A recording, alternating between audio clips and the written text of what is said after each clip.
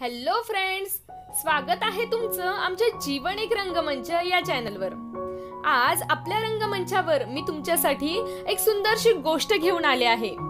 ससा आणि कासवाची गोष्ट आपण सर्वांनी लहानपणी ऐकलेलीच आहे, पण आज मी जी गोष्ट घेऊन आले आहे तिचं नाव आहे ससा आणि कासव आजचा खरा मतितार्थ। व्हिडिओ शेवटपर्यंत नक्की बघा मित्रांनो, व्हिडिओ हा तुम्हाला खूप फायदेशीर ठरणार आहे।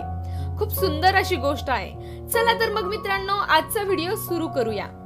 गोष्टीचं नाव आहे ससा आणि कासव आजचा खरा मतितार्थ। ससा आणि कासवाच्या शर्यतीत ससा झोपून राहिल्याने हरला, कासव जिंकले। पण सशाला शांत बसवेना। आपल्यात वेगाने पळण्याची क्षमता अधिक असूनही निव्वळ झोपल्यामुळे आपण हरलो हे त्याच्या लक्षात आले। पराभवाचा हा सल संपविण्यासाठी त्याने कासवापुढे पुन्हा शर्यतीचा प्रस्ताव ठेवला। विजयाच्या आनंदात आपण जिंकू शकतो यावर विश्वास बसलेल्या कासवाने होकार भरला। शर्यत पुन्हा सुरू झाली। यावेळी सशाने चूक केली नाही, तो थांबला नाही, झोपला नाही। परिणामी वेगवान ससा शर्यत जिंकला। हळूहळू चालणारे कासव हरले। पण एकदा विजयाची चव चाखलेले कासव हार पत्करायला तयारच नव्हतं। कासव पुन्हा सशाकडे गेलं आणि म्हणाल, मी तुझं ऐकलं, आता तू माझं ऐक, आपण पुन्हा शर्यत लावू। ससा हसला आणि म्हणाला, एकदा माझ्या चुकीमुळे मी हरलो, पुन्हा पुन्हा ती चूक मी करेल का? पण तुझी हरण्याची इच्छा असेल तर पुन्हा शर्यत लावू। सशाचा होकार मिळाला। तसं कासव म्हणाल, पण यावेळी शर्यतीचा मार्ग मी ठरवणार। स्वतःच्या वेगाची आणि कासवाच्या धीम्या गतीची खात्री असलेल्या सशाने त्यालाही होकार भरला। शर्यतीचा मार्ग कासवाने ठरवावा। शर्यत पुन्हा सुरू झाली। ससा चूक करणारच नव्हता, तो वेगाने पळत राहिला। कासव मागे राहिले, पण पळता पळता अचानक ससा थबकला, जागेवर थांबला, कारण पुढे आडवी नदी वाहत होती। कासवाने बरोबर मार्ग काढला होता, सशाला पोहताच येत नव्हते। ससा तिथेच थांबून राहिला।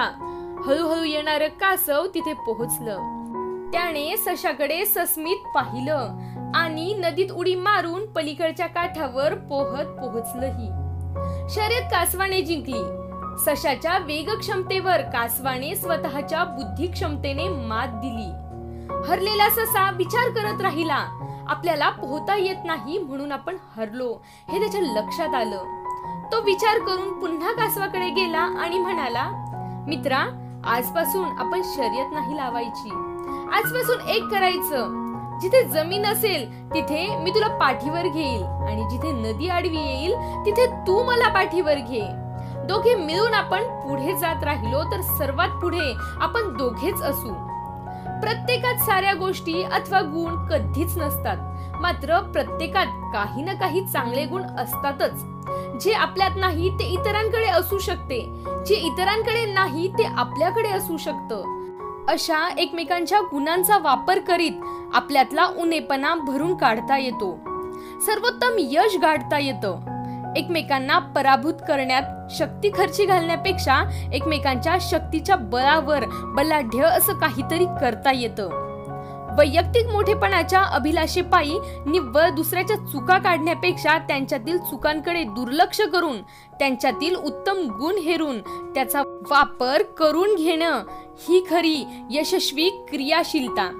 उपयोगी पडणारी माणसं मिळवणं आणि आपण कोणाच्या तरी उपयोगी पडू शकतो हे पाहून त्याला मदत करणं या सहकार्याच्या भावनेच्या जोरावरच मोठमोठी कार्य सिद्धीस नेली जातात। काही लोकांकडे कल्पना क्षमता असते, परंतु कल्पना सत्यात उतरवण्याची कृती क्षमता नसते। काहींकडे शक्ती असते पण योग्य नियोजन क्षमता नसते। काहींकडे संघटन क्षमता असते पण निर्णय क्षमताच नसते। निर्णय क्षमता असते तर नेतृत्व क्षमता नसते। अशा प्रकारे ज्यांच्याकडे जे आहे त्याच्या योग्य गुणांचा वापर करीत सांघिकपणे पुढे जाणे म्हणजे बिकट रणांगणही जिंकणे। यश मिळवायचं असेल तर असे गुण आणि गुणी माणसं वेचणं फार महत्वाचं आहे। संकटाच्या क्षणी गोगलगाईसारखे पोटात पाय घेऊन स्वतःच्या कोशात लपून राहणं टाळलं पाहिजे. या उलट जास्तीत जास्त माणसं जोडा. त्यांचे वाईट गुण पाहत बसण्यापेक्षा त्यांच्या चांगल्या गुणांचा कसा आपल्यासाठी वापर करून घेता येईल आणि आपले चांगले गुण कसे त्यांच्या उपयोगी पडतील याचा शोध घ्या. धन्यवाद मित्रांनो. आजचा व्हिडिओ कसा वाटला मला कमेंट करून नक्कीच कळवा. व्हिडिओ आवडला असेल तर लाईक करा, शेअर करा. आपलं जीवन एक रंगमंच हे चॅनल सबस्क्राईब करा. Thank you friends. Thanks for watching.